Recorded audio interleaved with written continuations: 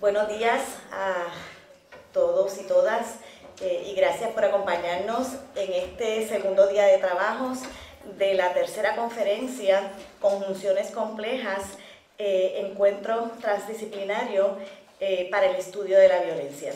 En el día de ayer tuvimos con nosotros al profesor David Lyon en una conferencia sobre la vigilancia contemporánea y salieron a relucir diversidad de asuntos a los cuales el Instituto le sigue la pista, así que espero que podamos recoger algunos asuntos de esos que se plantearon en el día de ayer y continuar con los que van a estar planteados en el día de hoy. En ese programa detallado que nosotros distribuimos sobre este segundo día de trabajo, nosotros decimos que lo que vamos a presentar aquí son trozos teóricos investigativos. Y son trozos en el sentido de que son fragmentos de nuestras reflexiones y de nuestras investigaciones dentro de lo que es los proyectos investigativos singulares de los distintos profesores y lo que es también el curso del proyecto investigativo amplio del Instituto que se propone asumir la reflexión de la violencia como problema complejo. Los dejo ahora con la moderadora de esta mesa, la doctora Marilis Muñoz. Buenos días a todos y todas. El eje temático de esta primera mesa es Sistema de Medios y Violencia. Y esta primera mesa está compuesta por las profesoras Madeline Román, quien presentará una ponencia titulada Violencia y Sistemas de Medios, la unidad de la forma. También es parte de esta mesa la profesora María Isabel Quiñones, quien presentará la ponencia Living Among the Undead, terror al contagio y devenir zombie en la cultura contemporánea. Escucharemos también a la profesora Elizabeth Crespo Kebler, que presentará la ponencia Los medios sociales como espacios de sociabilidad y control, y esperamos poder contar con la ponencia de la profesora Miriam Muñiz, que presentará la ponencia Subjetividad no liberal y violencia. Dejo con ustedes a la profesora Madeline Román.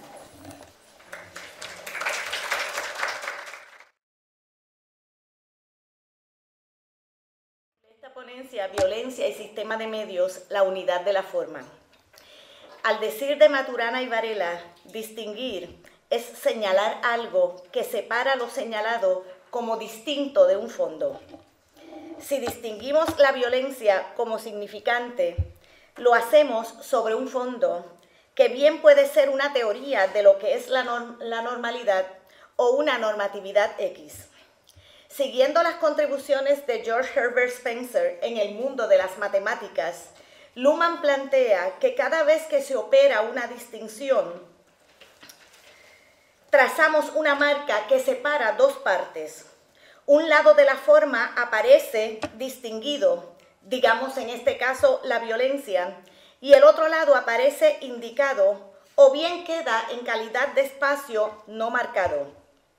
Cuando Mark Zerzer plantea que hoy por hoy hablar del crimen es hablar de los medios, es su manera de comunicar lo que aparece ya para muchos como la inextricabilidad de los medios y la violencia. Es decir, que ambos, medios y violencia, constituyen la unidad de una forma. Con la frase discursiva "the same is different", comunicamos que la unidad de la observación se produce desde el reconocimiento de que cuando distinguimos algo, hay algo también que queda indicado, si bien ese algo se encuentra a espaldas de la observación misma. La unidad de la forma podría ser pensada también desde el planteamiento de Lucy Irigaray en torno a que, contrario al entendido de que el binomio masculino-femenino se compone de dos elementos distintos, para esta se trata de que este es un binomio enteramente masculino, porque el femenino allí es un femenino máscara, femenino especular, producido a imagen y semejanza del hombre y o de lo que los hombres han querido que las mujeres fuesen. Diría que la violencia contemporánea es, al menos en parte, una violencia especular, creada a imagen y semejanza de lo que los medios quieren que ésta sea. No por nada y no por casualidad, para Baudrillard, a lo que hay que temer no es a la concatenación psicológica de la violencia, sino a su concatenación tecnológica. Al decir de Mark Sercer, nos confrontamos con la violencia y su observación masiva. Esa observación masiva va produciendo lo que éste denomina como el sistema del crimen. Un sistema autoorganizado y autopoético que se produce en el proceso del reentry, de la vuelta una y otra vez de los medios sobre aquello que ha sido distinguido, a partir del reenactment, de la recreación de los actos de violencia. Como aquella denuncia que en su momento se hizo en torno a los efectos multiplicadores producidos por la continua recreación del choque de los aviones en las Torres Gemelas del World Trade Center. A partir de las operaciones del reentry y el reenactment, el sistema va enlazando unas expectativas comunicativas con otras en un contexto epocal en el que el sustrato referencial del mundo desaparece a pasos agigantados. Vemos la violencia, pero no vemos los medios, esto es, los medios como sistema que la produce. La forma en que constatamos que los medios tienen los atributos de cualquier sistema, clausura operativa, autoorganización, autopoiesis, es el registro que hemos hecho en torno a cómo la semántica mediática sobre el incremento e intensificación de la violencia se produce en abierta indiferencia respecto de aumentos o reducciones de las tasas de violencia reportadas por otras instancias. En este sentido, las contenciones del sociólogo Steven Pinker en torno a que, contrario a lo planteado por la gran mayoría de los estudiosos de la violencia en el mundo no se ha intensificado, sino que ha declinado en el tiempo, tiene, a mi modo de ver, el mérito y a su vez el defecto, justo por su imposibilidad, de proponer la reflexión sobre la violencia fuera de lo que éste llama el efecto hiperbólico de los medios. Si bien desde otro lugar de observación y enunciación, rescato de Steven Pinker su deseo de propiciar una postura reflexiva alrededor de lo que él nombra como the better angels of our nature, en tanto frase discursiva con la cual asumir la interrogante sobre lo que inadvertidamente quizás hemos hecho y que ha propiciado ese declinar, digamos, objetivo de la violencia. Para Seltzer, el operar del sistema de medios gravita alrededor de una semántica general centrada en la cultura del trauma, de la conmiseración, de las heridas, y una en la que el dolor, la victimización y el victimismo se constituyen virtualmente en el único dispositivo social, política y culturalmente energizante, el único togetherness posible. Como esa gente que al saludarse en la funeraria suelen decir, no nos encontramos nada más que cuando muere alguien. El otro lado de la forma del victimismo es el castigo, pues al decir de Nietzsche, allí donde hubo dolor, allí debía de haber siempre castigo. Bajo la sombrilla de esta semántica general, el sistema de medios produce semánticas secundarias que suponen irritaciones cada vez más fuertes al operar del sistema legal en su conjunto. Si bien, al decir de Shoshana Feldman, el sistema de cortes también descansa en la semántica del trauma, tratando de ponerle fin al trauma, repite el trauma, recrea sus estructuras. Las semánticas sobre la impunidad, la inimputabilidad, la obsesión con la figura del child molester y el abuso sexual de los niños, y más recientemente la preocupación en torno a los llamados delitos cibernéticos, son algunas, a mi modo de ver y al presente, de las semánticas más prominentes.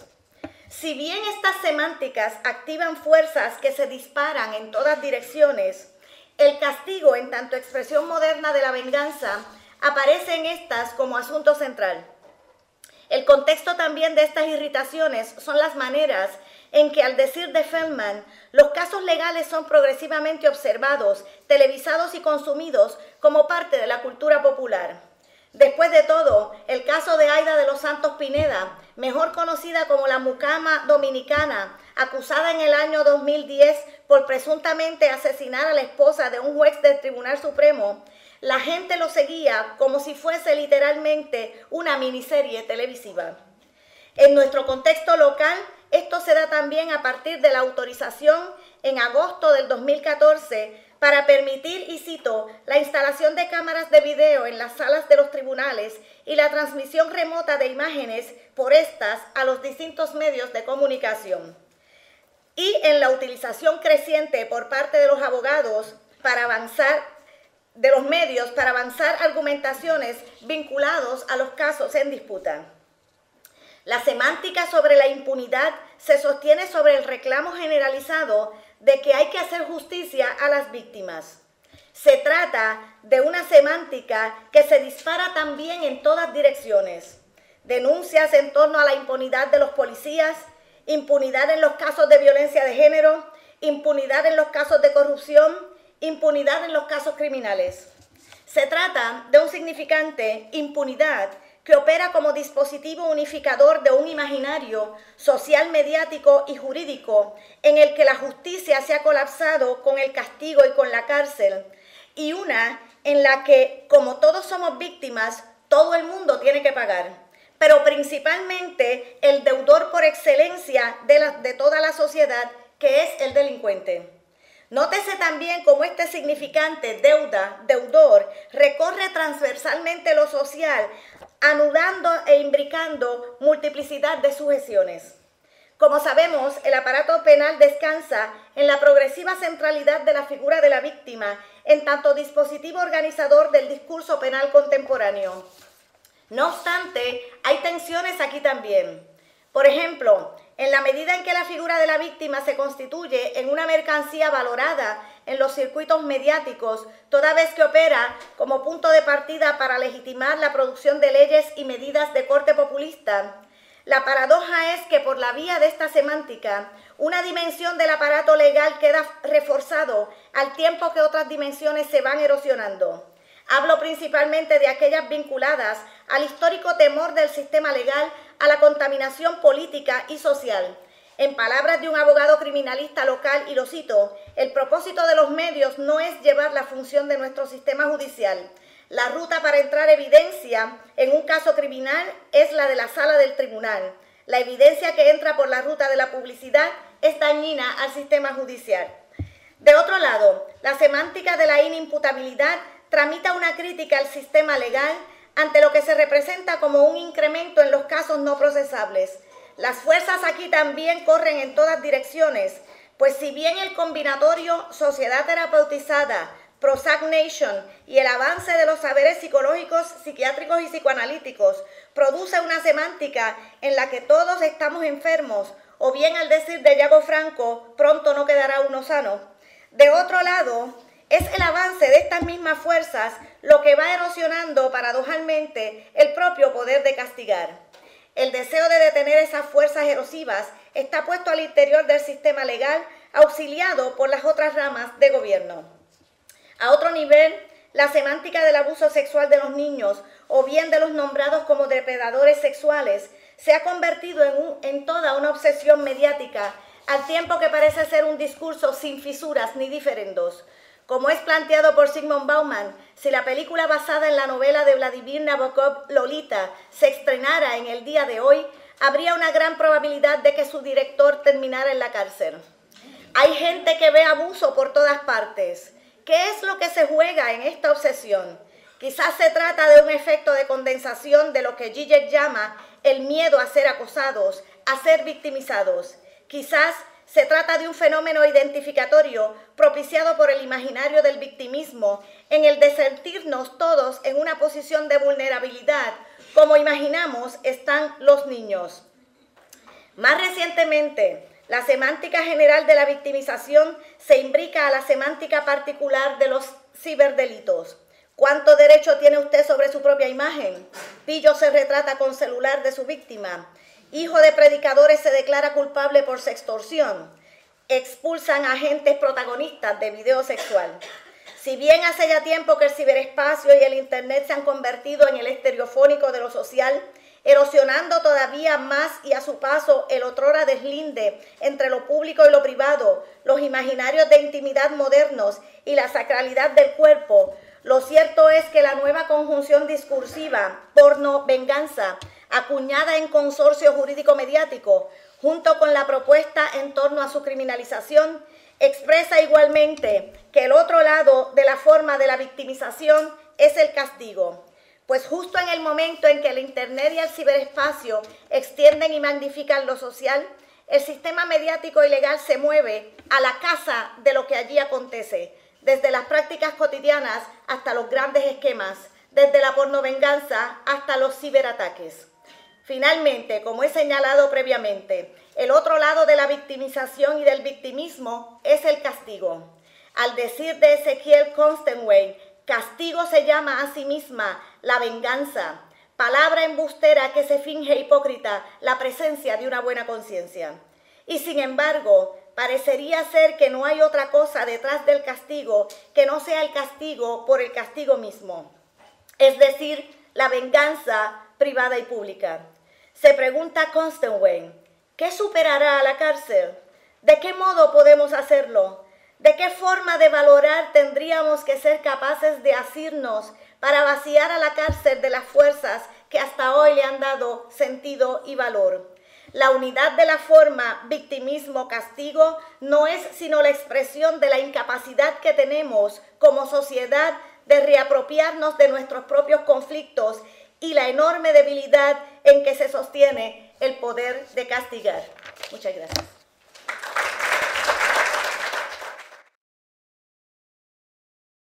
Isabel Quiñones, en su ponencia Living Among the Undead, terror al contagio y devenir zombie en la cultura contemporánea.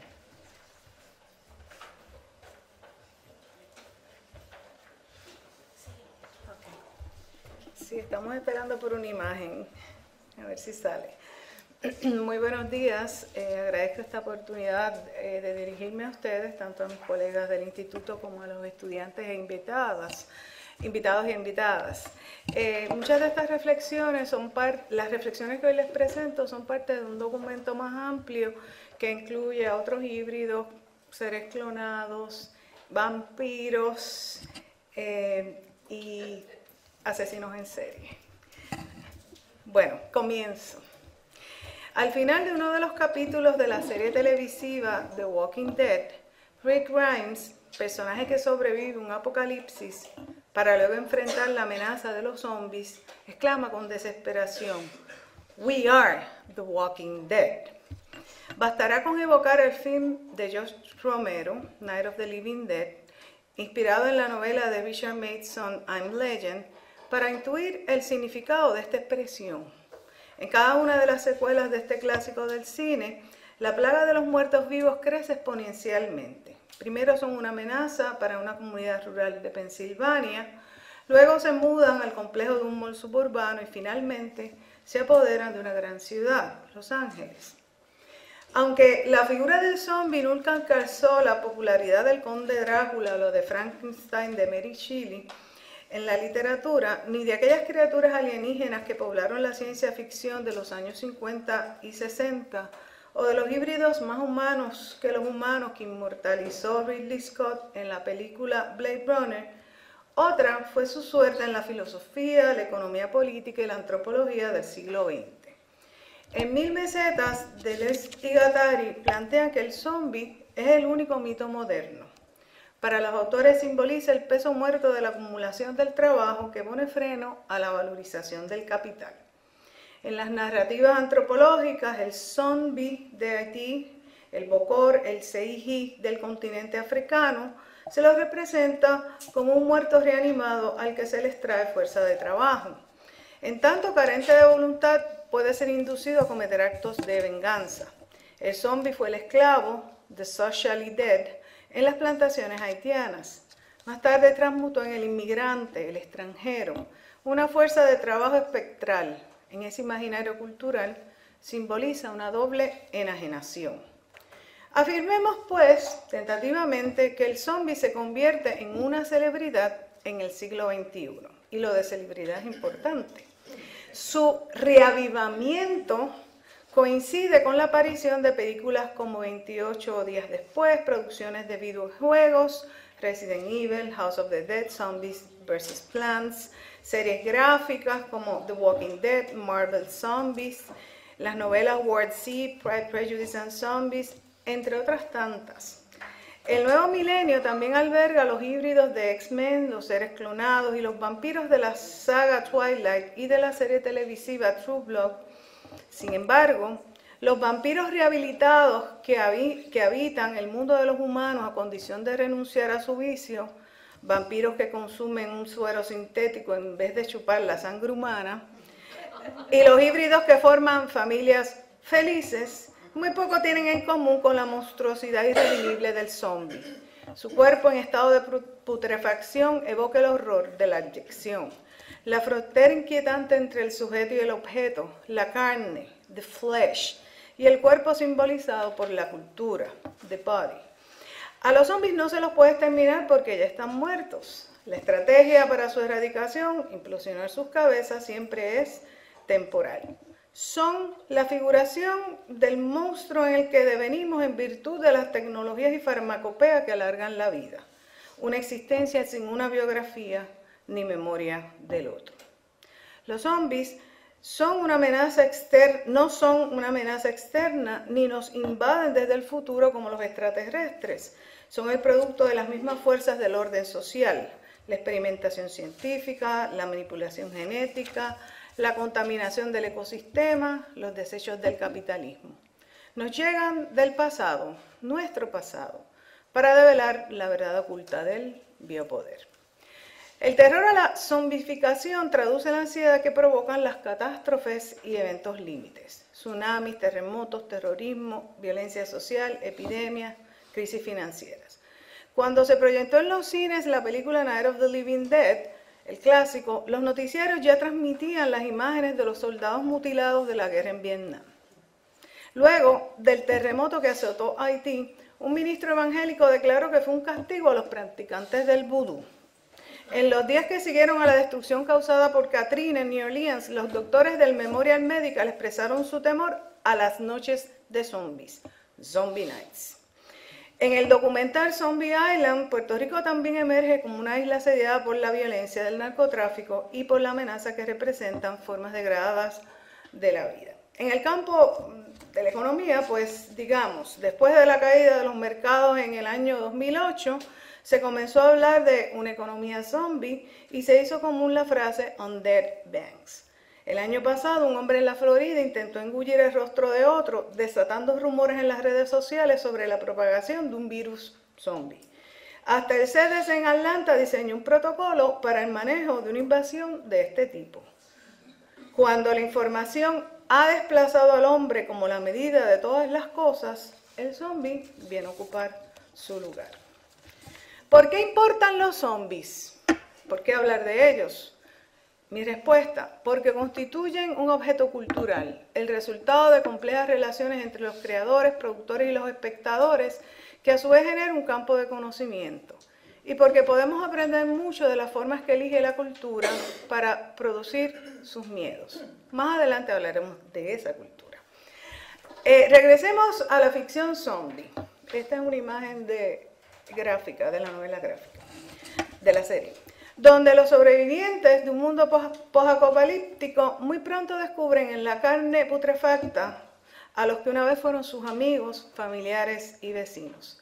En tanto no vida que amenaza la vida, la deliberación gira en torno a la necesidad de su erradicación.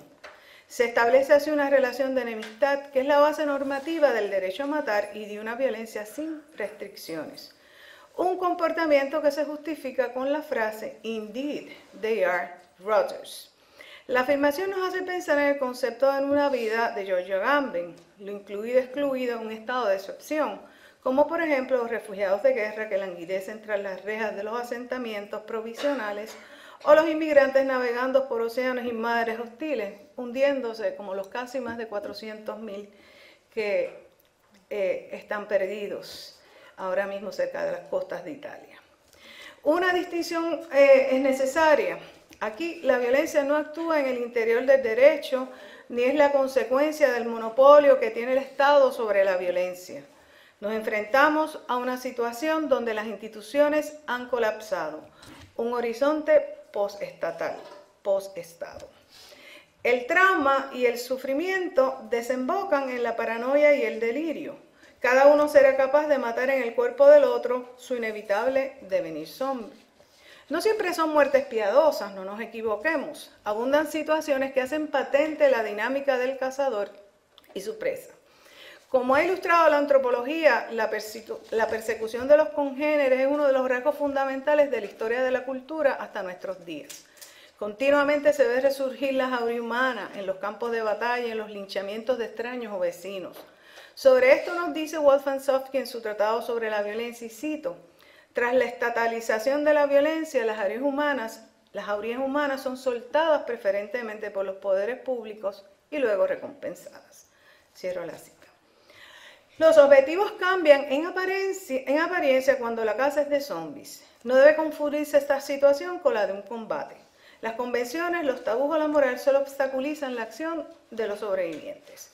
Su superioridad tampoco depende de los números ni de la tecnología sofisticada. Tiene su origen en la brutalidad de su proceder. Apenas armados con cuchillos, espadas, arcos y flechas en acecho y cubiertos con la sangre de otros cadáveres, si son cadáveres, asestarán el golpe con la rapidez de un rayo. El imperativo para las víctimas, las llamo víctimas, sería la huida a la velocidad, a gran velocidad. Eso no es posible porque en la mayor parte de los casos los zombies no son ágiles. La acción repentina también es la ley temporal del terror. Las estrategias de los protagonistas son similares pues a las del terrorismo y otras formas privatizadas de las nuevas guerras, como las denomina Moncler. Gracias, Maribel. Ante la simetría militar que todavía representan Estados Unidos y las naciones europeas, los fundamentalistas musulmanes en Irak, Afganistán o Siria infligen el terror. El cuchillo es un arma poderosa cuando se lo utiliza para decapitar a un turista o a un periodista. Asimismo, la simetría que representa la invasión zombie justifica cualquier conducta, por más brutal que ésta sea. Por supuesto, no hay que subestimarlos cuando por equivocación nos internamos en los edificios obscuros que hasta eran hospitales, escuelas, iglesias, alcaldías, casa de presidentes. Si algo los distingue es su capacidad para viscerarnos vivos. Lo más difícil en muchas de estas series no es la lucha con la plaga o contra la plaga, sino la constitución de un nuevo tejido social. La suerte de cada uno en manos de sus congéneres es igualmente terrorífica. En uno de los capítulos de Walking Dead vemos a un hombre mirar a sus captores saborear un pedazo de carne para luego descubrir que es una de sus extremidades. En esta evocación caníbal no podemos ignorar la diferencia entre el asesinato y el sacrificio, pues la historia de la humanidad es la historia de la evolución de los sistemas sacrificiales. En un inicio la víctima es humana, luego es reemplazada por un animal y finalmente por entidades abstractas. La violencia posapocalíptica es definitivamente asesina. Por supuesto, hay que considerar el sentido de todas estas afirmaciones para los espectadores jóvenes en una cultura donde lo que ocurre pasa por el filtro de la expectativa ficcional de los medios masivos. En el Diario de los Muertos, 2007, uno de los personajes pregunta: si no pasa ante la cámara, es como si no pasara, ¿verdad? Yo me pregunto, ¿podemos entender la pandemia zombie como una construcción estética? Baudrillard argumenta que la obscenidad comienza cuando no hay escena, ni teatro, ni ningún soporte ilusorio que estructure el acontecimiento. En su filosofía zombie, Fernández Gonzalo nos dice al respecto, y cito: los espacios del obsceno se introducen así en el centro de las producciones televisivas, los reality shows, los documentales callejeros, reportajes sobre las viviendas cochambrosas de nuestros vecinos, el porno amateur, los videos de YouTube y su amplio surtido de intimidades. Cuando todo se pone a la vista, cuando todo cae ante el despotismo de la mirada, el exceso y el vacío se reúnen con la nada. Cierro la cita. El exceso y el vacío se tocan. La hipercodificación se traduce en la falta de puntos muertos. El todo se reúne con la nada. Así pues, la intervención de signos no muestra la verdad. ni el discurso político, sino el goce del derramamiento semiótico y de los juegos de los discursos. El goce es el signo del zombi, quien incapaz de decir algo vive despojado de todo código y sorteando las empalizadas de los desprevenidos sobrevivientes. Paradójicamente, la corporalidad mediatizada del zombi nos enfrenta con la deficiencia tecnológica que encaran los sobrevivientes. Las redes no funcionan, el combustible escasea, no hay electricidad, los celulares dejan de funcionar, desaparecen esas armas superpoderosas. Lejos de ser un dictamen tecnomoral al hombre y a sus prácticas, pienso en la desnudez y el desamparo de los supervivientes. En su zombie manifesto The Non-Human Condition in the Era of Advanced Capitalism, Karen Embry y Sarah Juliet, y esto es emulando el manifiesto Cyber de Donna Haraway, estas autoras proclaman que la mordida del zombie is not a casting out, but a drawing in. Un gesto que trasciende la lógica binaria de la inclusión-exclusión. Para estas autoras, la destrucción zombie es lo más parecido a la violencia divina de Walter Benjamin. No funda la ley ni la preserva, más bien instaura una nueva era. En ese punto, todos devenimos zombie, como Rick Grimes. Indeed, we are the walking dead. Muchas gracias.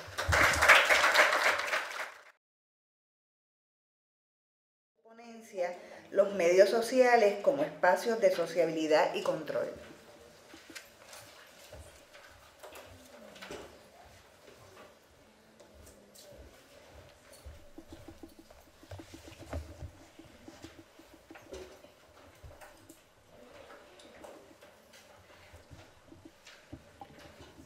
Buenos días.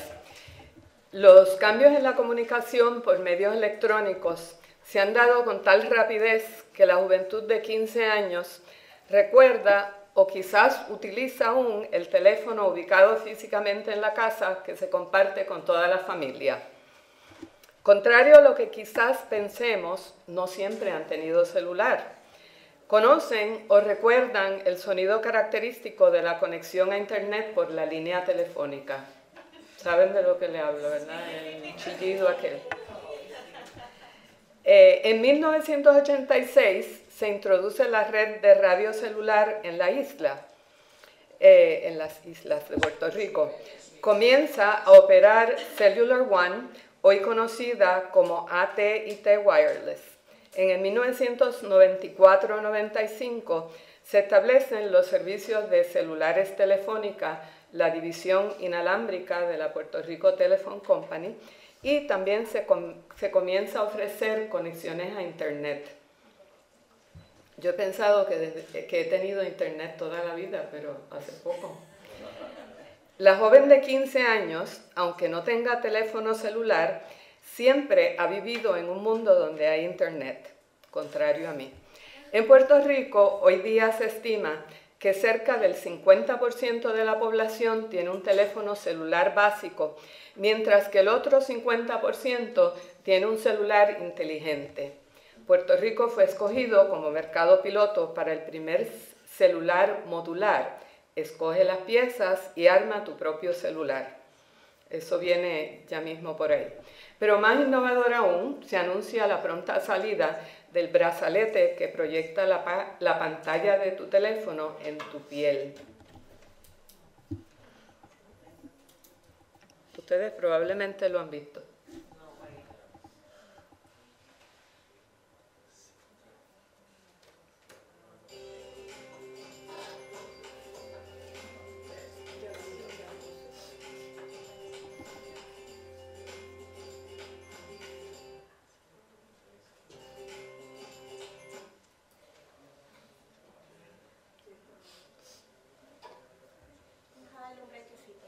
Sí.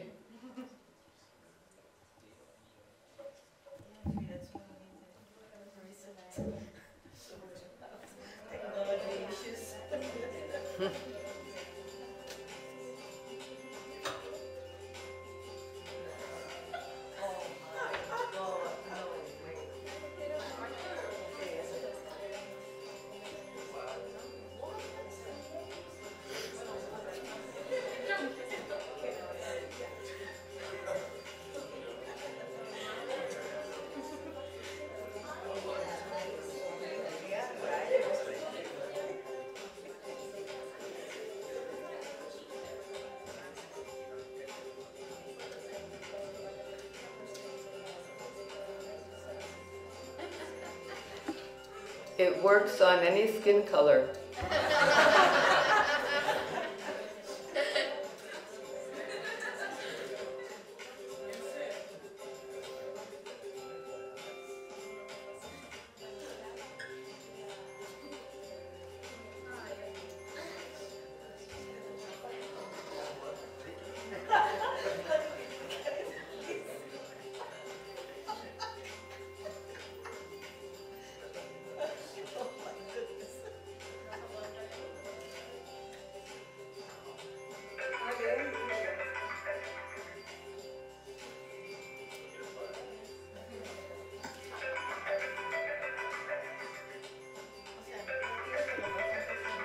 Este es los movimientos.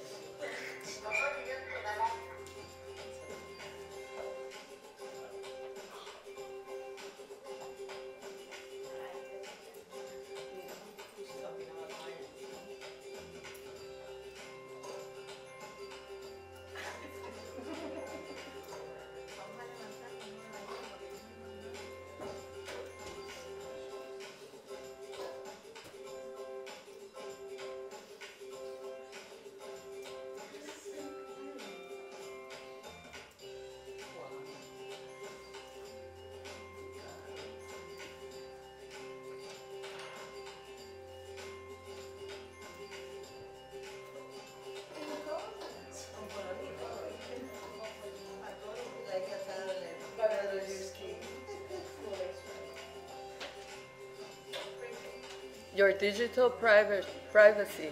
¿Vieron?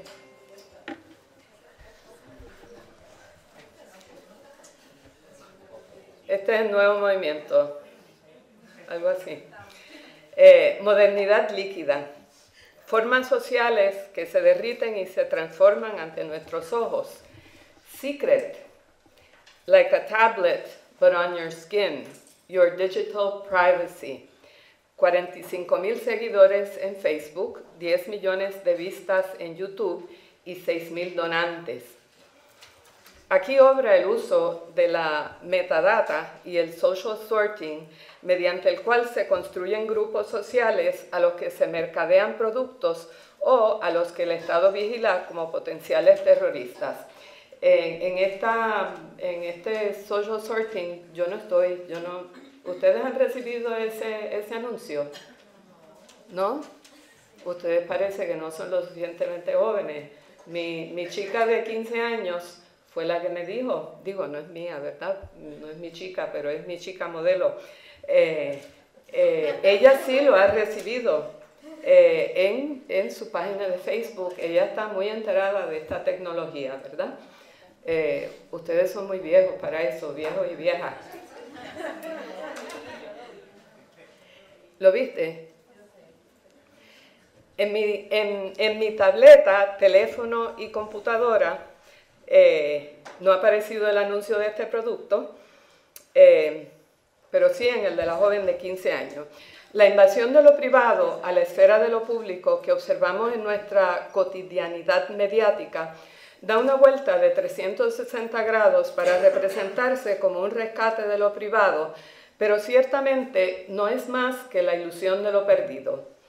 Textos, imágenes, las vidas íntimas de los demás proyectadas en mi piel. Secret, secreto, secret, así se dice en francés. Esto es una compañía francesa. Secret, ¿verdad? La pulsera que te acompaña a los lugares más íntimos, la bañera, y proyecta tus secretos y los secretos de tu mundo en tu piel. Mientras el secreto de la confesión medieval era la admisión de culpabilidad mediante la tortura de algo que ya las autoridades sabían, la confesión moderna es la externalización del yo y la afirmación de la autenticidad del yo. Para Bauman, la victoria de la privacidad fue a su vez el comienzo de su caída vertiginosa. La privacidad fue invadida, conquistada y colonizada por el ámbito público.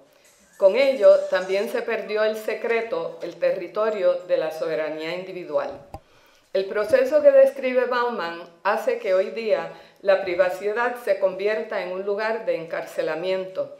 Nos dice que la persona que es dueña de un espacio privado está condenada a la soledad, forzada a una condición marcada por la ausencia de personas que la escuchen, ansiosas de derrumbar los secretos que existen detrás de las murallas de lo privado, colocarlos a la vista de todos y convertirlos en propiedad compartida y una propiedad que todos desean compartir. Bauman añora el espacio de la privacidad y la autonomía individual perdida. Dice, "We've lost the guts, the stamina, and above all the will to persist in the defense of such rights, those irreplaceable building blocks of individual autonomy." Creo que es necesario complejizar esa mirada a la transformación de los espacios públicos y privados, recordando que la soberanía individual encarna relaciones de poder.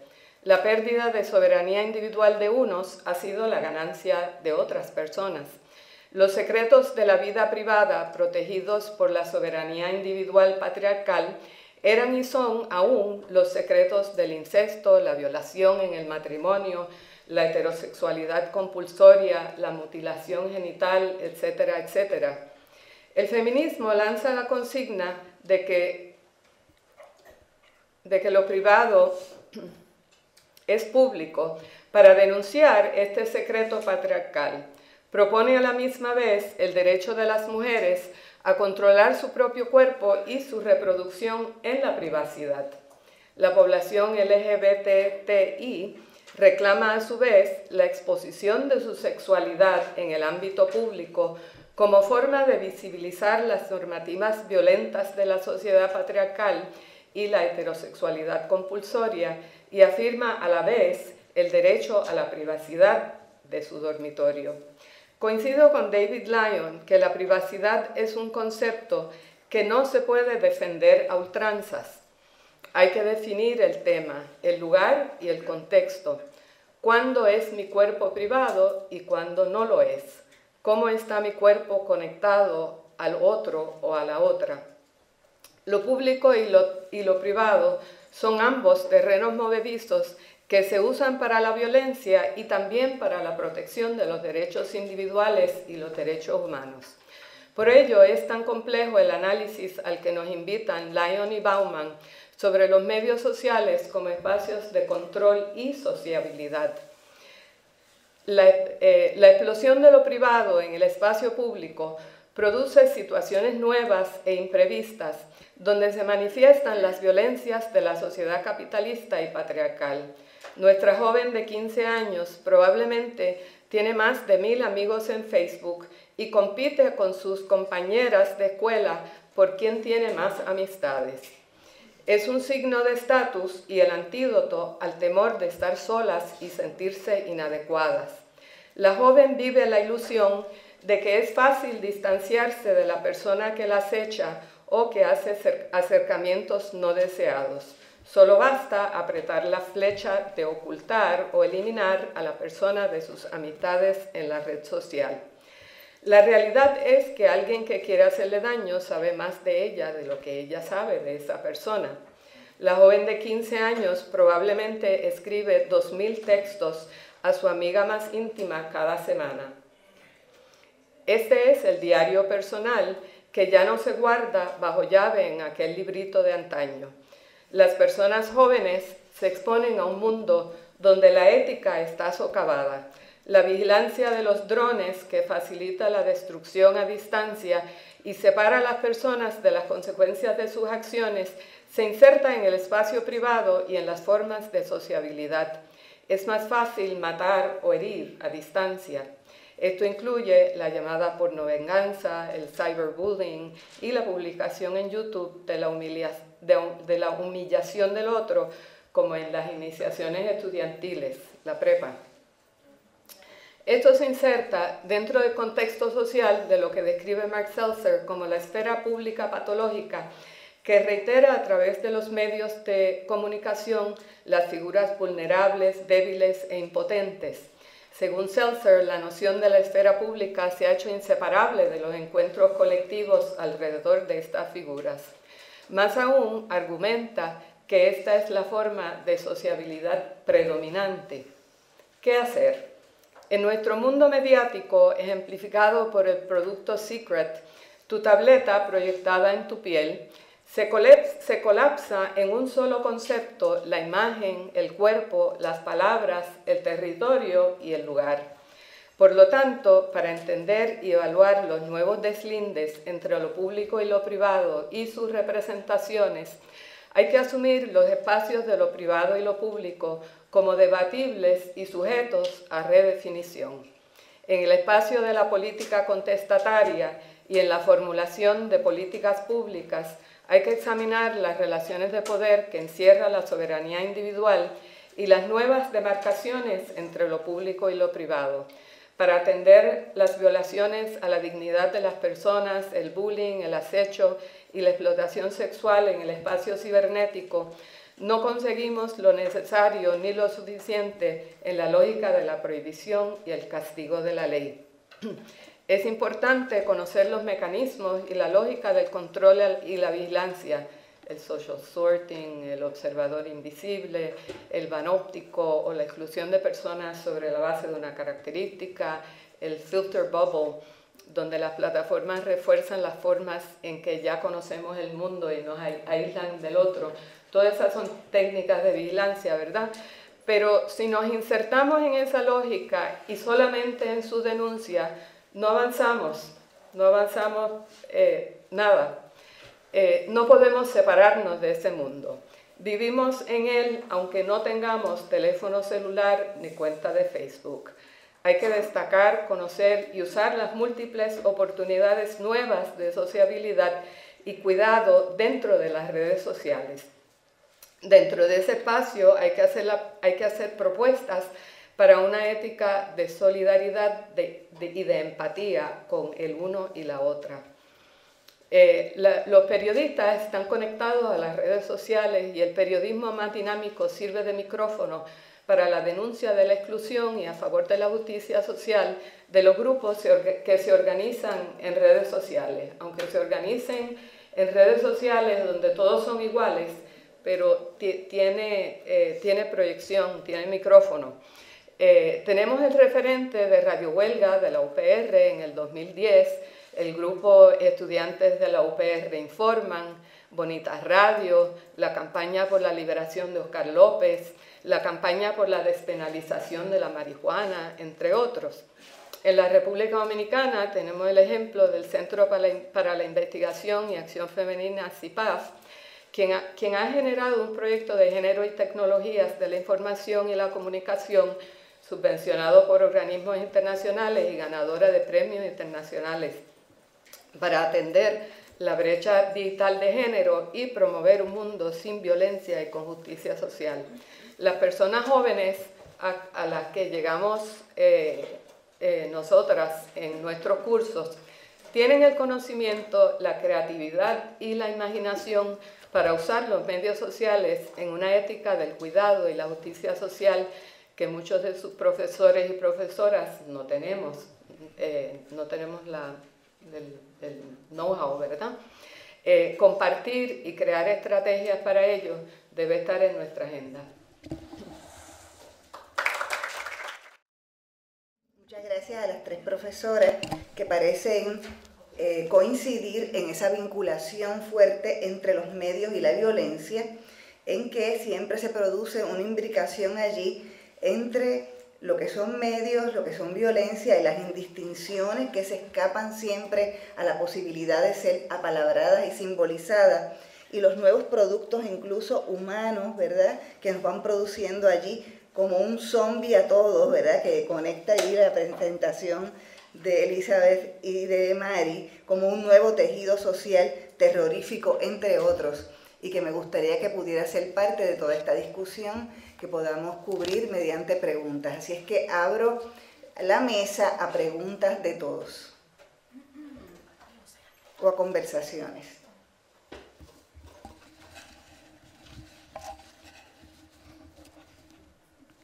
Por favor.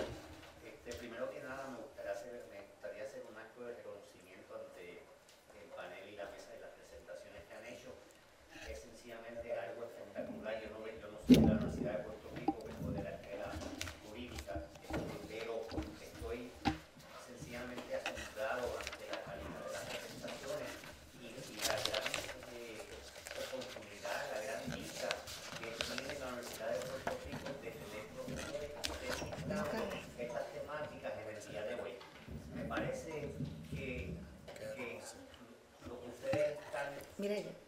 compartiendo con el público, con sus estudiantes, es indispensable para tener un entendimiento de lo social en Puerto Rico, de lo político en Puerto Rico, y muchas veces las personas que dirigen el país son solo agentes del biopoder y no están conscientes en qué manera ellos promueven el biopoder en una manera que no sea emancipadora, ¿no? Me parece que lo que han tocado ustedes en el día de hoy es la manera de distinguir en qué manera el biopoder es algo sencillamente que nos afecta y cuando tenemos oportunidades de establecer márgenes de resistencia y denuncias con relación al mismo.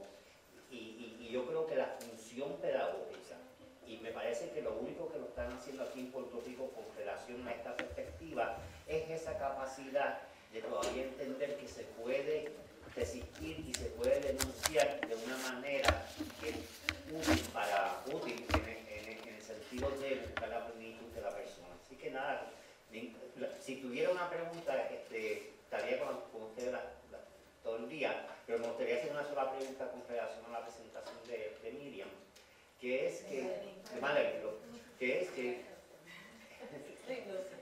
Pero no pido la vuelta. Pero que es lo siguiente, cuando veo que tú haces la distinción entre víctima y castigo, ¿no?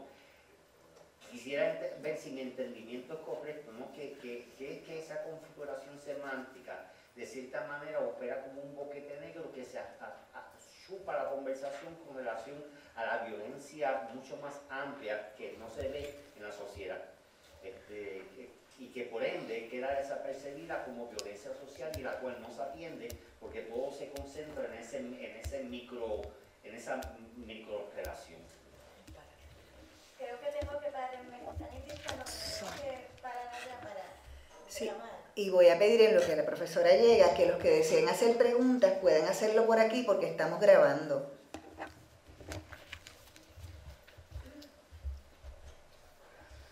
Bueno, yo intenté comunicar muchas cosas, ¿verdad?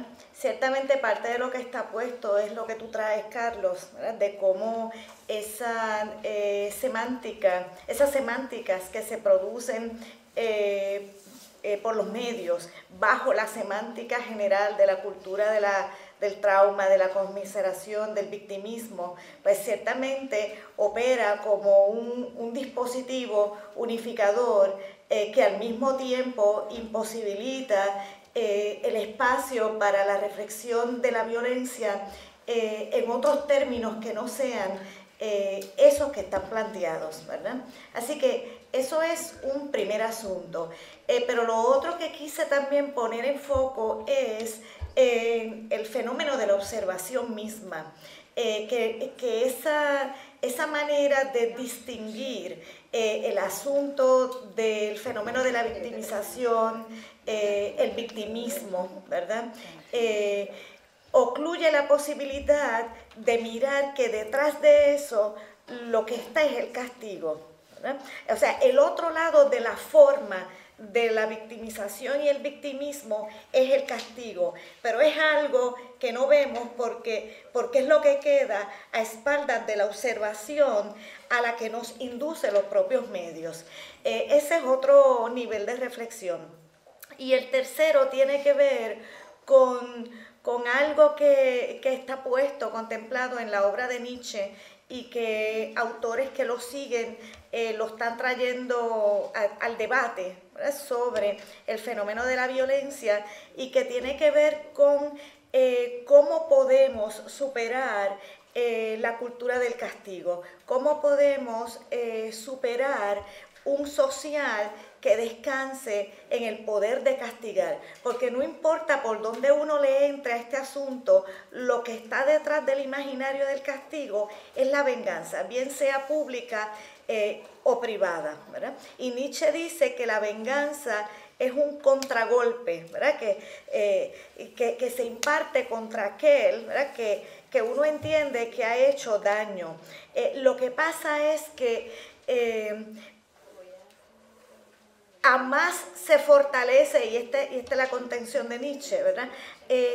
A más se fortalece una sociedad, mayor es la capacidad que va a ir desarrollando de no estar jerarquizando los comportamientos de las personas y por ende de moverse a lo que él llama el mayor lujo que una sociedad puede darse, que es la de condonar a los infractores, porque ya esos comportamientos no le harían daño a la sociedad. Y ese es el más allá del derecho que propone Nietzsche y el más allá del derecho al cual yo me adscribo.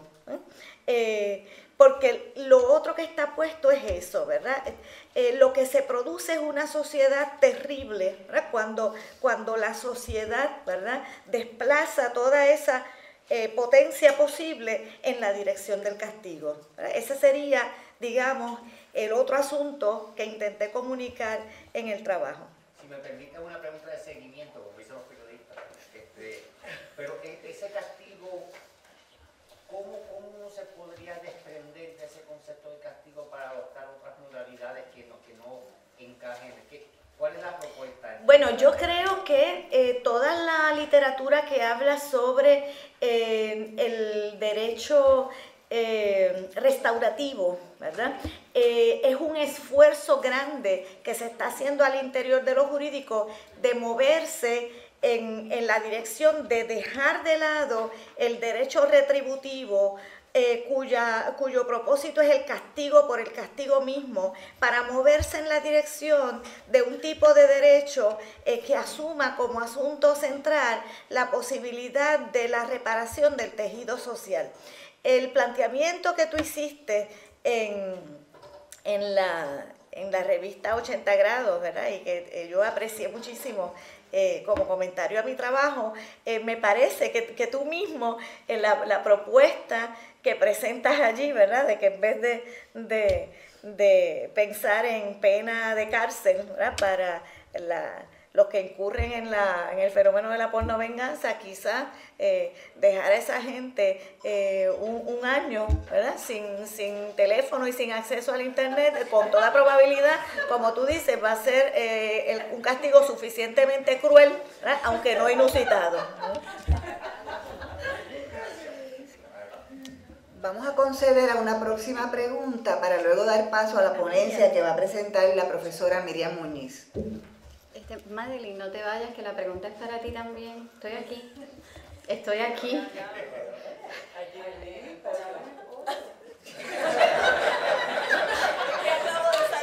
Me obligaron a subir al podio porque estamos grabando, entonces tengo que... Eso va a salir en la pregunta, lo sé, está muy bien, es que estamos aquí y estamos allá donde están los que nos están en virtuales radio escuchan.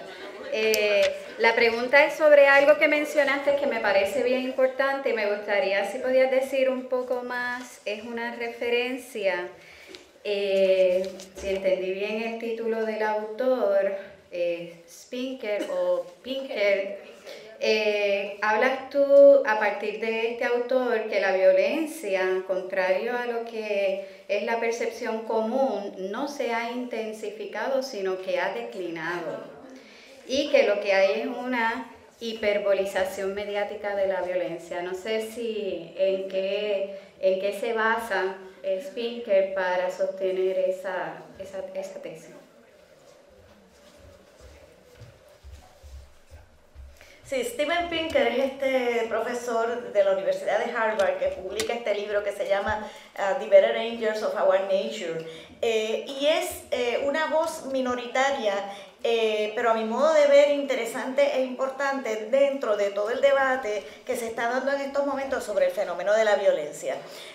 La contención central de Pinker es que, contrario a lo que muchos estudiosos sobre el fenómeno de la violencia han planteado, la violencia en el tiempo, ¿verdad? Y el referente de él, esto es bien importante tenerlo en cuenta, es el referente global, el referente histórico, hay un referente cuantitativo y el fenómeno principalmente de los asesinatos, ¿verdad? Y es en el contexto, ¿verdad?, de ese lugar de observación global, estadístico, cuantitativo, histórico, ¿verdad?, y un discurso situado también como profesor de la Universidad de Harvard, que no podemos dejar de lado. Pero lo que yo rescato de él con todo y la distancia que yo pueda tener es que él hace un análisis histórico, cuantitativo, centrado específicamente en el fenómeno de las muertes, para comunicar que la violencia como fenómeno ha declinado en el mundo. Y que a él le parece interesante el que no se reconozca ese asunto. ¿Por qué para mí es interesante e importante? Porque yo creo que Pinker hace un esfuerzo grande por tratar de pensar la violencia fuera del fenómeno hiperbólico de los medios. Algo que yo decía que para mí es el mérito de su trabajo y al mismo tiempo su defecto por la imposibilidad, a mi modo de ver, de asumir esta reflexión en estos momentos por lo que yo entiendo que es la inextricabilidad de la violencia y los medios. No obstante, yo rescato también su interrogante, lo que él llama the better angels of our nature, es que él dice que como quiera que sea, nosotros tendríamos que pensar qué cosas nosotros hemos hecho inadvertidamente quizás que nos ha llevado hasta aquí. Porque fíjate que en lo que Pinker coincide con todos nosotros es que a su modo de ver lo que está puesto no es tanto un incremento y una intensificación global de la violencia, sino más bien una transformación en sensibilidades. El hecho de que la violencia que está puesta simple y llanamente nos resulta intolerable. ¿Por qué para mí eso es importante? Es importante porque tomen por ejemplo el caso que yo traje a la reflexión, que es un caso que a mí me preocupa muchísimo y le doy mucho pensamiento, toda la semántica sobre el abuso sexual de los niños, la obsesión con la figura del child molester. Interesantemente, ahí vemos claramente la disonancia entre la semántica de los medios y ahora digo yo, ¿verdad? Para decirlo de alguna manera, el mundo tal cual es. Porque, por ejemplo, los propios reportes del Departamento de la Familia, ¿verdad?, contundentemente están comunicando, ¿verdad?, que los casos de abuso sexual de los niños vis a vis otras formas de maltrato de menores son sumamente bajos y sin embargo tienen una centralidad mediática ¿verdad?, que contrasta con eso. Para mí yo creo que la pista de Pinker, ¿verdad?, y que es en la que él coincide con otros autores, es que se trata de una nueva sensibilidad de época, donde esos asuntos, aunque sea uno, ya no lo toleramos, ¿verdad? Pero también yo tengo otra pista, que fue la que compartí con ustedes aquí, ¿verdad? La que a mi modo de ver, lo que está pasando es que ese imaginario de victimización, quizás lo que hay allí es un proceso identificatorio que tiene que ver con el nosotros sentir la misma vulnerabilidad que nosotros imaginamos que tienen los niños. Eso sin contar algo que salté porque no, me habían ya dicho que tenía poco tiempo, ¿verdad? Eso hay que verlo también en el contexto de lo que yo entiendo que es una infantilización generalizada de lo social.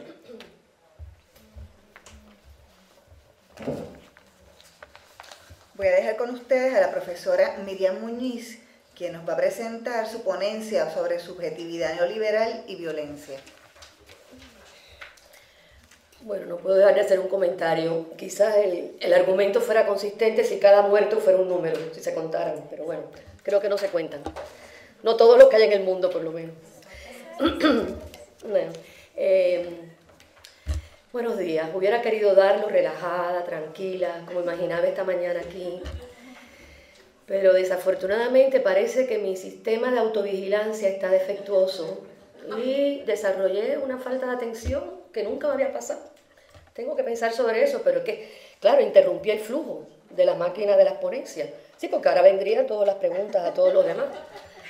Y parece que ese papel interruptor también que últimamente me toca, pues no sé, sospecho que tendrá que ver con algo de unas nuevas subjetividades, nuevos agenciamientos de los cuales podremos hablar aquí. O sea, que yo estoy tan relajada, yo estoy tan... Que mira, si no estoy en la ponencia no estoy, si no estoy en la mesa no estoy.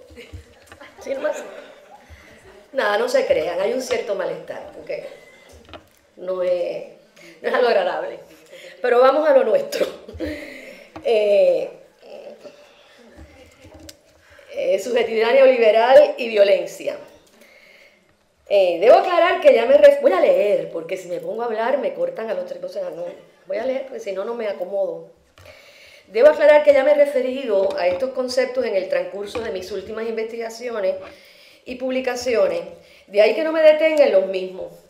Lo que sí quiero con estas notas es añadir otras referencias que permiten sostener las relaciones que este tema, el de la subjetividad neoliberal y la violencia, provoca, y en particular el papel que juegan los medios de comunicación y las nuevas tecnologías digitales.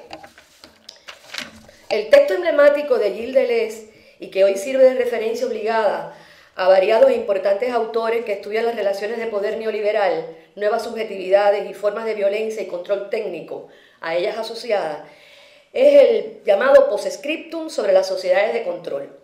En él adelantaba el autor, al principio de los 90, el desplazamiento que se había operado de las sociedades disciplinarias Foucaultianas a una sociedad de control técnico. Ese desplazamiento es también registrado por otros autores y se anunciaba una forma más sutil, invisible de la violencia y el control, ahora entendida bajo la forma de la vigilancia. Bauman y Lyon, que lo tuvimos aquí ayer, llaman vigilancia líquida a nuevas prácticas de vigilancia basadas en el procesamiento de información más que en los discursos que Foucault tenía en mente. La vida toda se vuelve transparente para el complejo de vigilancia, seguridad y las empresas, corporaciones comerciales en una fusión en el que se recogen los datos del consumidor y se transmiten a las agencias de inteligencia y seguridad. Por ejemplo, Homeland Security se nutre de Amazon, ¿no? Y así muchas otras combinaciones. Siempre hay un código que nos registra y para el cual somos útiles o rentables, ya fuera para detectar sospechosos o para vender más productos. Los autores en su libro en cuestión se refieren a un mundo pospanóptico, postdesterritorializado, por flexible y porque corre por vías muy seductoras que neutralizan la resistencia e inciden en la propia vigilancia por mediación de las redes digitales, de las tareas confesionales y terapéuticas. Nuevos medios de vigilancia que exhiben para los autores no pocas tensiones y paradojas. Él nos hablaba ayer de esas tensiones y paradojas, y que no dejan de manifestarse de forma extrema hacia determinados grupos o poblaciones. Dos ejemplos contrapuestos que dan los autores serían los drones como tecnología de muerte, de una guerra invisible y de vigilancia selectiva, y el Internet, que también puede funcionar como medio para generar los movimientos de solidaridades indignadas. Por un lado, la certeza que nunca se estará solo, eso lo enfatiza Bauman, y del otro, el alejamiento, la fragmentación, la ausencia de responsabilidad, adiaforización, le llama Bauman. También el panopticon, que ayer le preguntamos a Lyon, poniendo a poblaciones en bando, en referencia al término de Agamben en el Homo Sacer, una población vigilada, sí, pero no toda. Para los fines de la seguridad hay amplias diferenciaciones y estratagemas en las poblaciones intervenidas, perseguidas y castigadas. El filósofo coreano alemán Byung-Chul Hans, de moda últimamente, y su última obra, Psicopolítica, Neoliberalismo y Nuevas Técnicas de Poder, publicada en el 2014, no solo describe el desplazamiento de la sociedad disciplinaria por la de control técnico, conforme a Deleuze, sino el de la biopolítica por el de la psicopolítica. El autor propone el término del panóptico digital como forma de explotación de la libertad, cuya matriz es la transparencia y su derivado es una violencia de la positividad, que circula sin contexto ni interioridad y vuelve todo para el exterior convertido en información, aboliendo la negatividad de la extrañeza.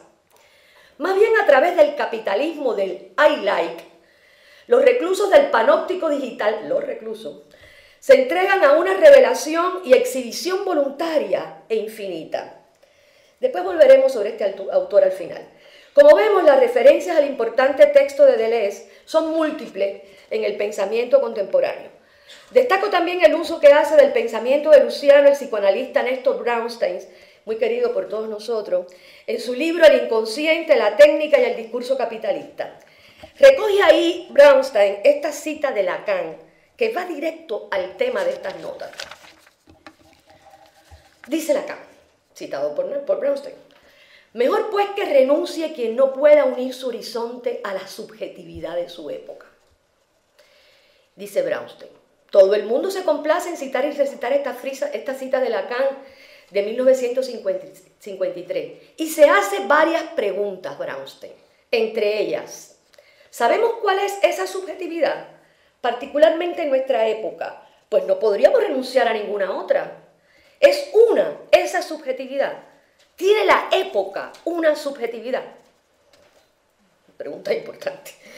La contestación es un texto que lo lleva a una extensa y erudita obra donde propone la inquietante analogía, dice él, entre el discurso de los mercados, el financiero, el de la producción, el del trabajo, el del consumo, que se expresa en las sociedades de control técnico, más mediática, digital, con el discurso del psicoanálisis.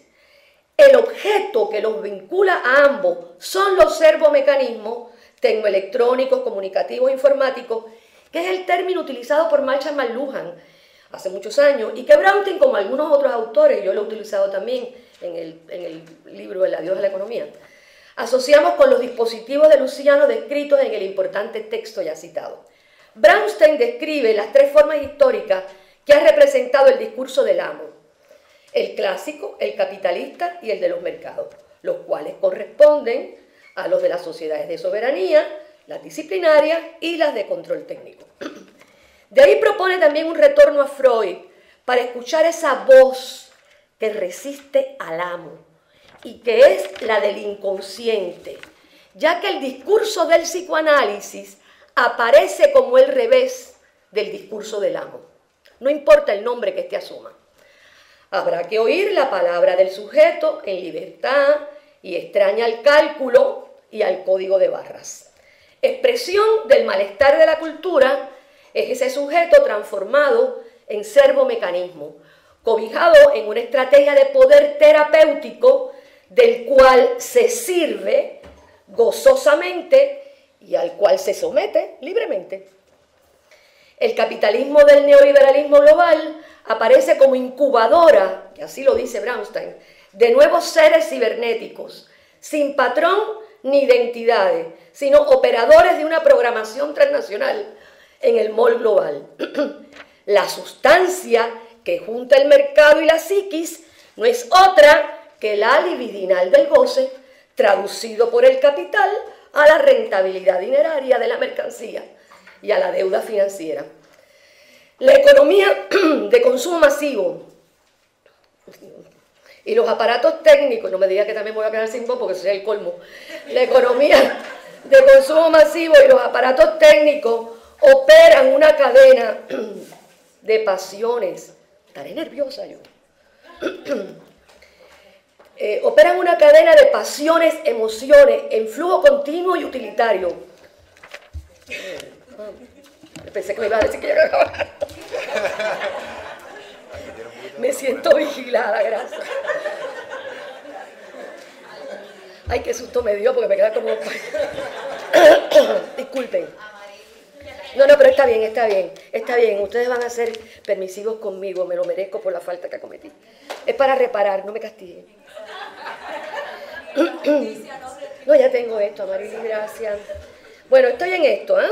La economía de consumo masivo y los aparatos técnicos operan una cadena de pasiones, emociones, en flujo continuo y utilitario, por dependencia y adicción al goce del operador, de la máquina, aparato, sustancia, que obedece al mandato devastador del superior, que es no cesar de gozar. Esto muchos de ustedes ya lo saben, no estoy... Brownstein lo señala también, pero esto lo trabaja muchísima otra gente. Y yo también lo hago.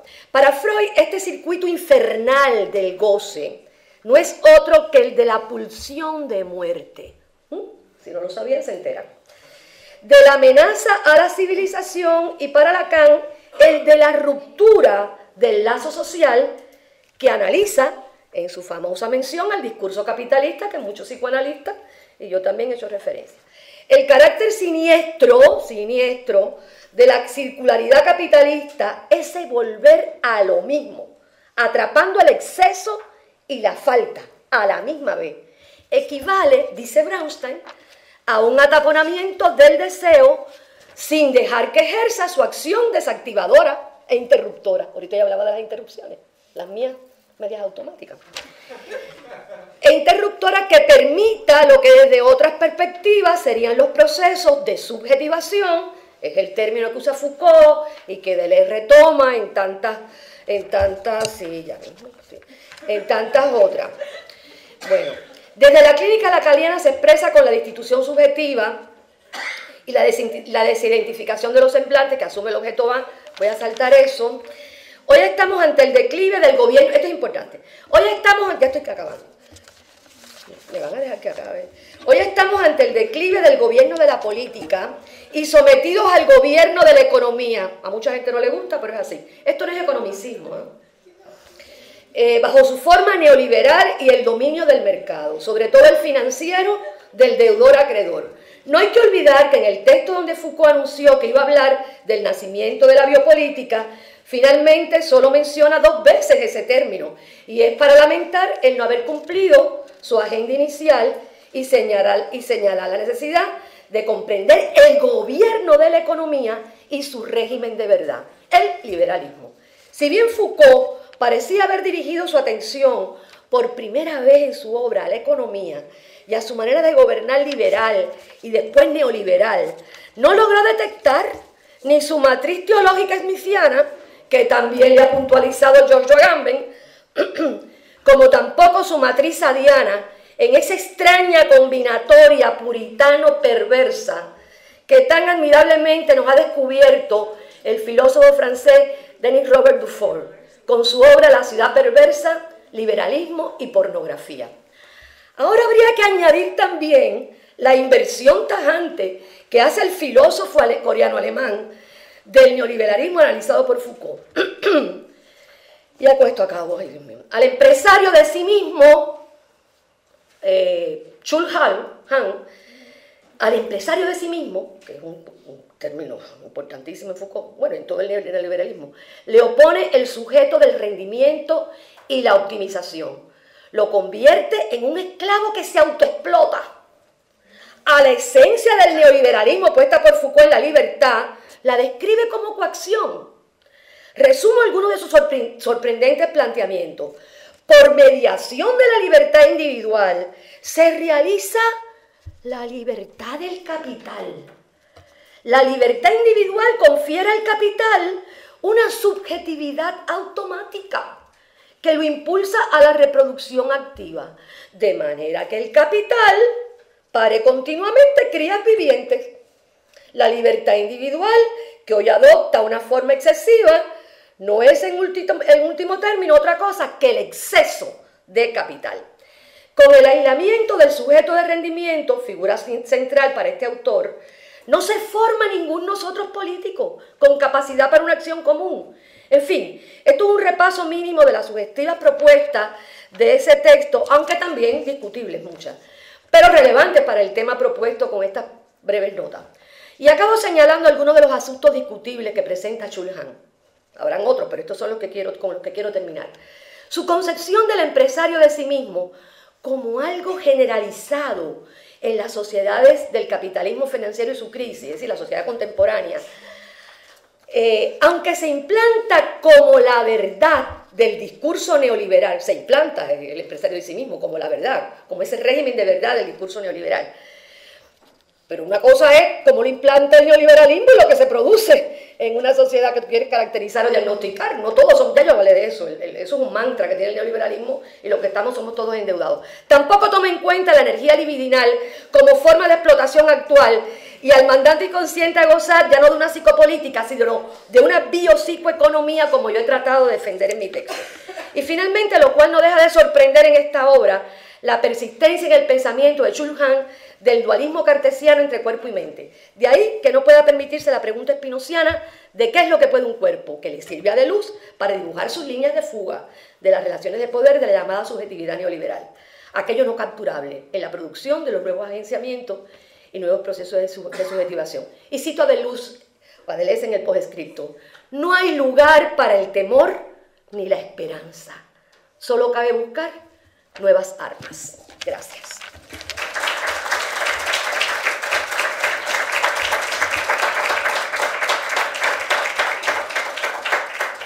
Muchas gracias. Tenemos que entonces esta vinculación que nos hace la profesora Miriam Muñiz entre medios, violencia, tecnología y subjetivaciones de épocas vinculadas ahora al capital, nos ofrecen la posibilidad de seguir pensando y discutiendo lo que ya habíamos comenzado. Abrimos otra vez la discusión y a las preguntas. Y por favor pueden pasar por los micrófonos acá.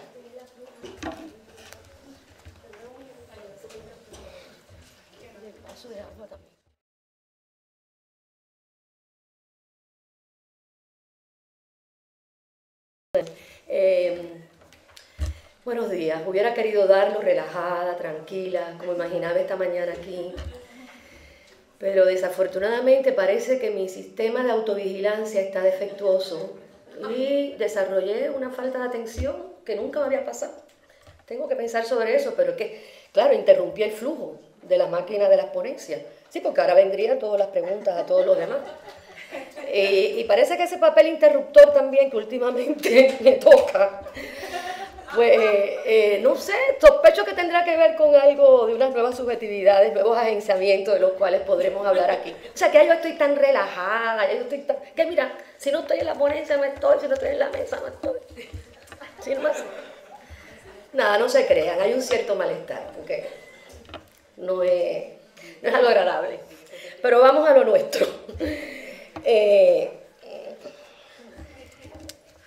Subjetividad neoliberal y violencia. Debo aclarar que ya voy a leer, porque si me pongo a hablar me cortan a los tres, o sea, no, voy a leer porque si no, no me acomodo. Debo aclarar que ya me he referido a estos conceptos en el transcurso de mis últimas investigaciones y publicaciones, de ahí que no me detenga en los mismos. Lo que sí quiero con estas notas es añadir otras referencias que permiten sostener las relaciones que este tema, el de la subjetividad liberal y la violencia, provoca, y en particular el papel que juegan los medios de comunicación y las nuevas tecnologías digitales. El texto emblemático de Gilles Deleuze, y que hoy sirve de referencia obligada a variados e importantes autores que estudian las relaciones de poder neoliberal, nuevas subjetividades y formas de violencia y control técnico a ellas asociadas, es el llamado Postscriptum sobre las sociedades de control. En él adelantaba el autor, al principio de los 90, el desplazamiento que se había operado de las sociedades disciplinarias Foucaultianas a una sociedad de control técnico. Ese desplazamiento es también registrado por otros autores y se anunciaba una forma más sutil, invisible de la violencia y el control, ahora entendida bajo la forma de la vigilancia. Bauman y Lyon, que lo tuvimos aquí ayer, llaman vigilancia líquida a nuevas prácticas de vigilancia basadas en el procesamiento de información más que en los discursos que Foucault tenía en mente. La vida toda se vuelve transparente para el complejo de vigilancia, seguridad y las empresas, corporaciones comerciales en una fusión en el que se recogen los datos del consumidor y se transmiten a las agencias de inteligencia y seguridad. Por ejemplo, Homeland Security se nutre de Amazon, ¿no? Y así muchas otras combinaciones. Siempre hay un código que nos registra y para el cual somos útiles o rentables, ya fuera para detectar sospechosos o para vender más productos. Los autores en su libro en cuestión se refieren a un mundo pospanóptico, postdesterritorializado, por flexible y porque corre por vías muy seductoras que neutralizan la resistencia e inciden en la propia vigilancia por mediación de las redes digitales, de las tareas confesionales y terapéuticas. Nuevos medios de vigilancia que exhiben para los autores no pocas tensiones y paradojas. Él nos hablaba ayer de esas tensiones y paradojas, y que no dejan de manifestarse de forma extrema hacia determinados grupos o poblaciones.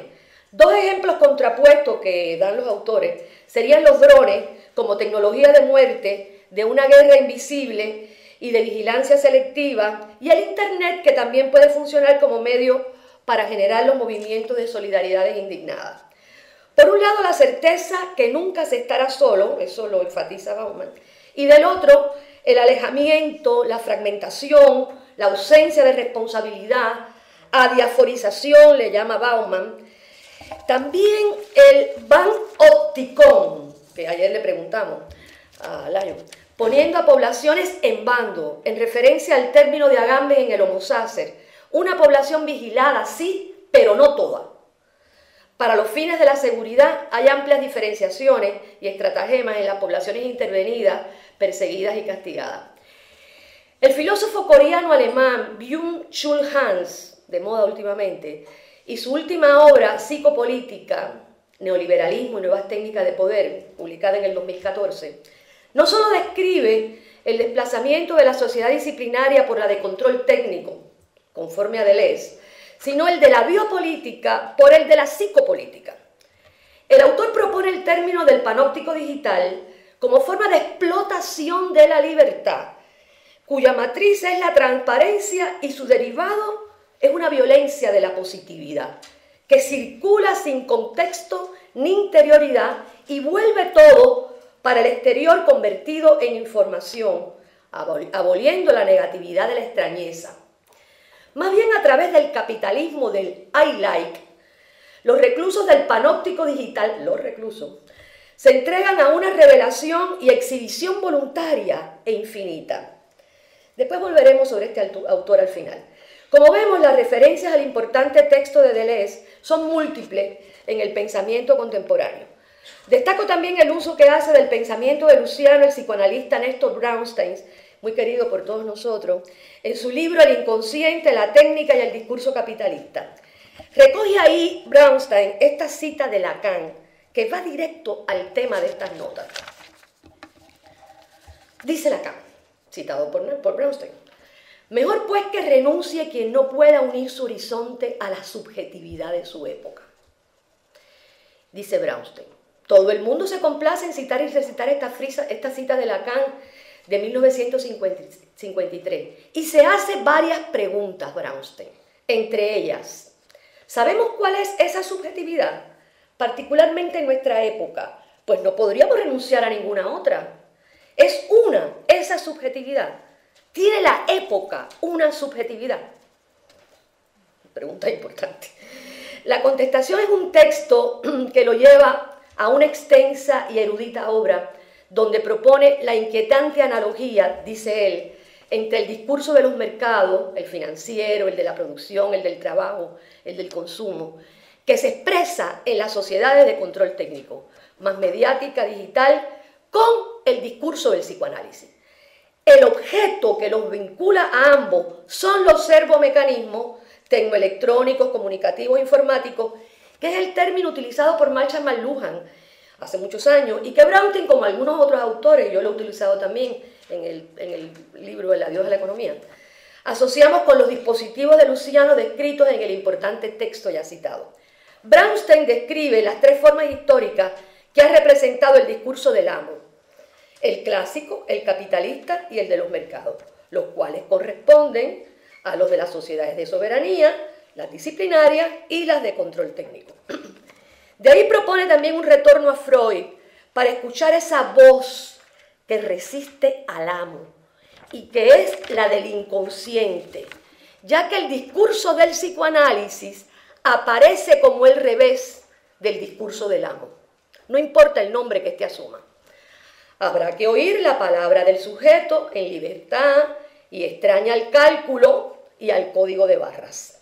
Expresión del malestar de la cultura es ese sujeto transformado en servomecanismo, cobijado en una estrategia de poder terapéutico del cual se sirve gozosamente y al cual se somete libremente. El capitalismo del neoliberalismo global aparece como incubadora, y así lo dice Brownstein, de nuevos seres cibernéticos, sin patrón ni identidades, sino operadores de una programación transnacional en el mall global. La sustancia que junta el mercado y la psiquis no es otra que la libidinal del goce, traducido por el capital a la rentabilidad dineraria de la mercancía y a la deuda financiera. La economía de consumo masivo y los aparatos técnicos, no me diga que también me voy a quedar sin voz porque eso sería el colmo, la economía de consumo masivo y los aparatos técnicos operan una cadena de pasiones. Estaré nerviosa yo. Operan una cadena de pasiones, emociones, en flujo continuo y utilitario. Pensé que me iba a decir que ya me acababa. Me siento vigilada, gracias. Ay, qué susto me dio porque me queda como... Disculpen. No, pero está bien, está bien, está bien. Ustedes van a ser permisivos conmigo, me lo merezco por la falta que cometí. Es para reparar, no me castiguen. No, ya tengo esto, Amarili, gracias. Bueno, estoy en esto, ¿eh? La economía de consumo masivo y los aparatos técnicos operan una cadena de pasiones, emociones, en flujo continuo y utilitario, por dependencia y adicción al goce del operador, de la máquina, aparato, sustancia, que obedece al mandato devastador del superior, que es no cesar de gozar. Esto muchos de ustedes ya lo saben, Brownstein lo señala también, pero esto lo trabaja muchísima otra gente. Y yo también lo hago. Para Freud, este circuito infernal del goce no es otro que el de la pulsión de muerte. Si no lo sabían, se enteran. De la amenaza a la civilización y para Lacan, el de la ruptura del lazo social que analiza en su famosa mención al discurso capitalista que muchos psicoanalistas, y yo también he hecho referencia. El carácter siniestro de la circularidad capitalista es el volver a lo mismo, atrapando el exceso y la falta a la misma vez. Equivale, dice Brownstein, a un ataponamiento del deseo sin dejar que ejerza su acción desactivadora e interruptora. Ahorita ya hablaba de las interrupciones, las mías medias automáticas. E interruptora que permita lo que desde otras perspectivas serían los procesos de subjetivación, es el término que usa Foucault y que Deleuze retoma en tantas otras. Bueno, desde la clínica lacaniana se expresa con la destitución subjetiva y la desidentificación de los semblantes que asume el objeto A. Voy a saltar eso. Hoy estamos ante el declive del gobierno, esto es importante, ya estoy acabando, me van a dejar que acabe. Hoy estamos ante el declive del gobierno de la política y sometidos al gobierno de la economía. A mucha gente no le gusta, pero es así. Esto no es economicismo, bajo su forma neoliberal y el dominio del mercado, sobre todo el financiero del deudor-acreedor. No hay que olvidar que en el texto donde Foucault anunció que iba a hablar del nacimiento de la biopolítica, finalmente solo menciona 2 veces ese término, y es para lamentar el no haber cumplido su agenda inicial y señalar la necesidad de comprender el gobierno de la economía y su régimen de verdad, el liberalismo.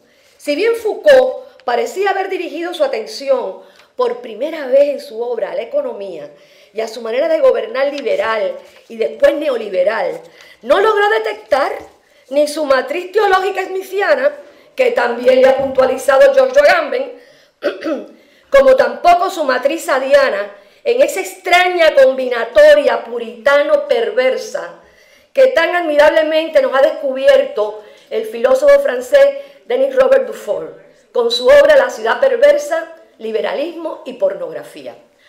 Ahora habría que añadir también la inversión tajante que hace el filósofo coreano-alemán del neoliberalismo analizado por Foucault. Ya con esto acabo. Al empresario de sí mismo, Chul Han, al empresario de sí mismo, que es un término importantísimo en Foucault, bueno, en todo el neoliberalismo, le opone el sujeto del rendimiento y la optimización. Lo convierte en un esclavo que se autoexplota. A la esencia del neoliberalismo puesta por Foucault en la libertad, la describe como coacción. Resumo algunos de sus sorprendentes planteamientos. Por mediación de la libertad individual se realiza la libertad del capital. La libertad individual confiere al capital una subjetividad automática que lo impulsa a la reproducción activa, de manera que el capital pare continuamente crías vivientes. La libertad individual, que hoy adopta una forma excesiva, no es en último término otra cosa que el exceso de capital. Con el aislamiento del sujeto de rendimiento, figura central para este autor, no se forma ningún nosotros político con capacidad para una acción común. En fin, esto es un repaso mínimo de las sugestivas propuestas de ese texto, aunque también discutibles muchas, pero relevantes para el tema propuesto con estas breves notas. Y acabo señalando algunos de los asuntos discutibles que presenta Chul Han. Habrán otros, pero estos son los que con los que quiero terminar. Su concepción del empresario de sí mismo como algo generalizado en las sociedades del capitalismo financiero y su crisis, es decir, la sociedad contemporánea, aunque se implanta como la verdad del discurso neoliberal, se implanta el empresario de sí mismo como la verdad, como ese régimen de verdad del discurso neoliberal. Pero una cosa es cómo lo implanta el neoliberalismo y lo que se produce en una sociedad que tú quieres caracterizar o diagnosticar. No todos son, ya yo hablé de eso, eso es un mantra que tiene el neoliberalismo y lo que somos todos endeudados. Tampoco toma en cuenta la energía libidinal como forma de explotación actual y al mandante inconsciente a gozar ya no de una psicopolítica, sino de una biopsicoeconomía como yo he tratado de defender en mi texto. Y finalmente, lo cual no deja de sorprender en esta obra, la persistencia en el pensamiento de Chul Han del dualismo cartesiano entre cuerpo y mente. De ahí que no pueda permitirse la pregunta espinociana de qué es lo que puede un cuerpo, que le sirve a Deleuze para dibujar sus líneas de fuga de las relaciones de poder de la llamada subjetividad neoliberal, aquello no capturable en la producción de los nuevos agenciamientos y nuevos procesos de subjetivación. Y cito a Deleuze, o a Deleuze en el postscripto: no hay lugar para el temor ni la esperanza, solo cabe buscar nuevas armas. Gracias.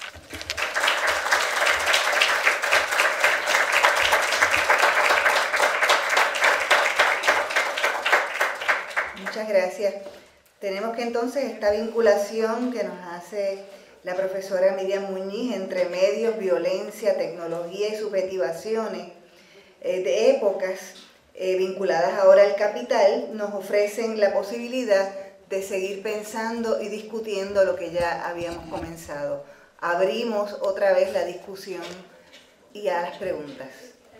Y por favor pueden pasar por los micrófonos acá.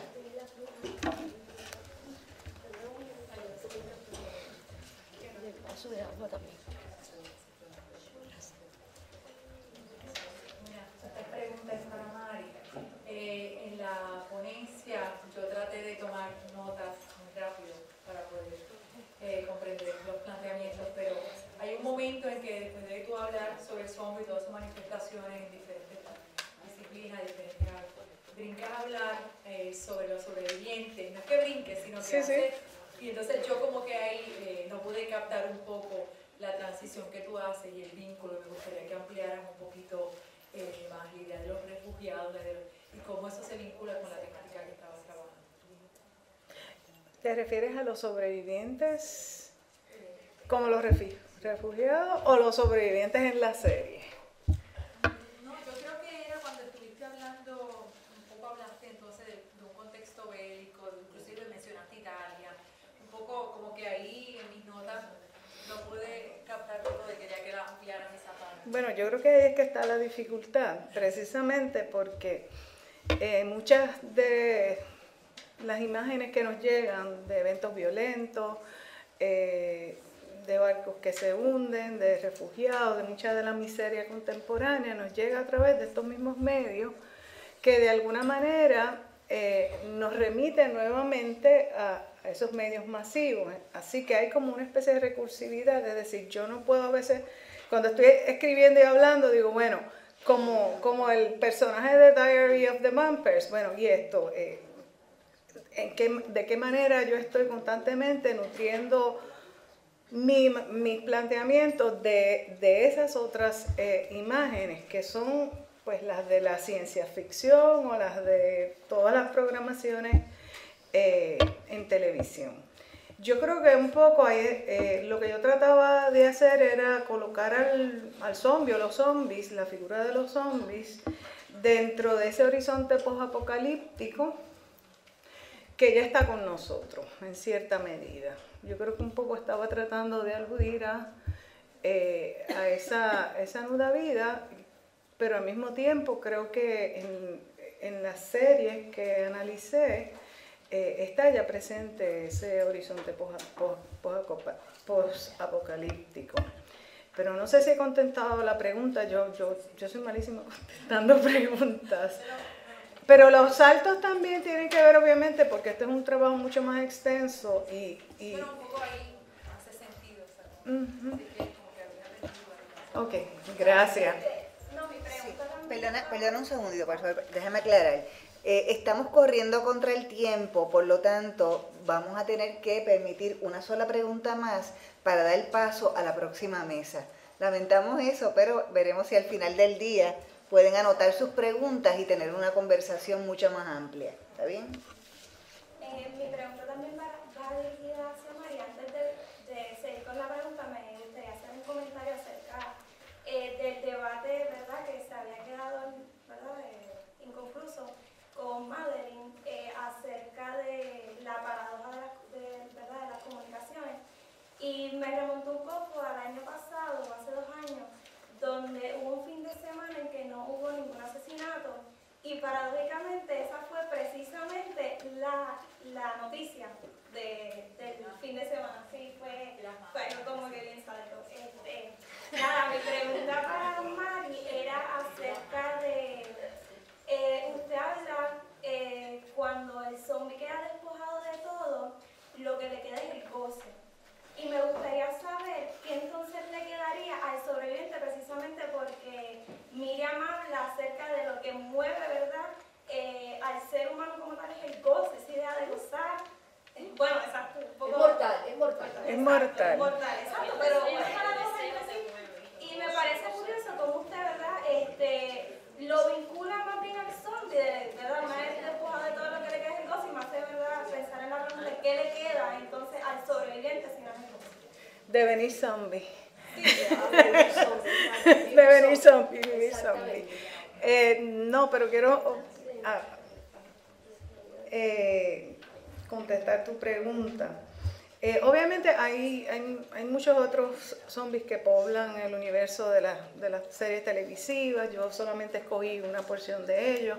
Pero claramente lo que estoy tratando de decir es que la reproducción, es decir, la propia producción de esta serie, de todos estos programas, pues, coloca al zombie en esa situación donde la hipercodificación no permite hacer ninguna distinción y entonces deviene zombie. En ese sentido es que el zombie es la representación del goce, es el goce. Pero al mismo tiempo haces la otra pregunta, ¿qué pasa con los sobrevivientes? Pues yo tendría que suponer, siguiendo el planteamiento de Karen Embry, pues, que devenimos zombies. La pregunta es, ¿realmente devenimos zombies? Ahí hay un juego, porque es una pregunta. Pero es que el concepto de devenir no se debe aplicar ahí. Porque el concepto de devenir, porque si estamos hablando de lo mismo, yo lo pondría de esta manera.